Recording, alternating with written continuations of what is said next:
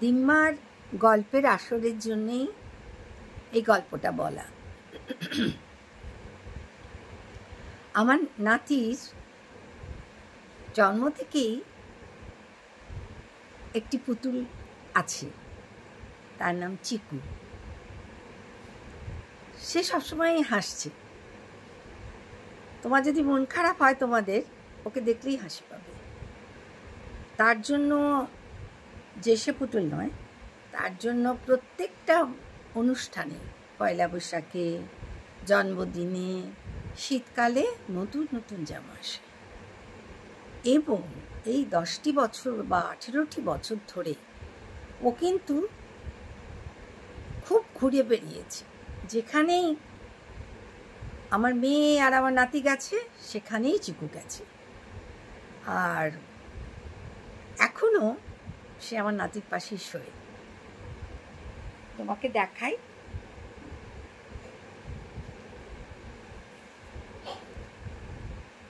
এই সেই চিকু। দেখেছো মুখটা কত হাসি হাসি। এখন হয়েছে কি, আমি খালি আমার নাতিকে বলতাম যে তোরা এতকে নিয়ে এরকম মাতামাতি করিস, কোন দিন দেখবি ও গুটগুট গুটগুট করে ঘরের মধ্যে হাঁটছে।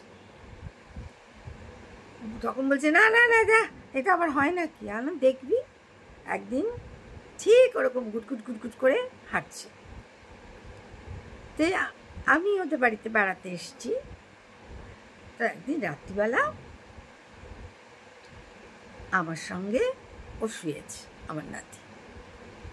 আমি ঘুমাচ্ছি, ও একটু পড়াশুনো করে দেরিতে শোয়, ও এসে শুয়ে পড়েছে। হঠাৎ ভোরবেলার দিকে প্রবল চিৎকার, না না না না না না না, চিকু না, চিকু না, চিকু না। আমি বলি কি বলছি, চিকু না, চিকু না, চিকু না। আর উফ, আমার লাগছে, আমাকে ছাড়, আমাকে ছাড়, আমাকে ছাড়। আমি বলি যা, এই নিশ্চয়ই স্বপ্ন দেখছে। তারপর ও দেখছি ঘেমে গেছে। তারপর আমি ওকে আস্তে আস্তে ডাকলাম, এই ওট ওট, কী হয়েছে, কী হয়েছে? বলছে চিকু কই? তাহলে এই তো পাশে শুয়ে আছে। ও, এটা তাহলে স্বপ্ন ছিল দিদু। আমি কি দেখলাম জানো, চিকু গুটগুট গুটগুট গুটগুট করে আমার চারদিকে ঘুরে বেড়াচ্ছে।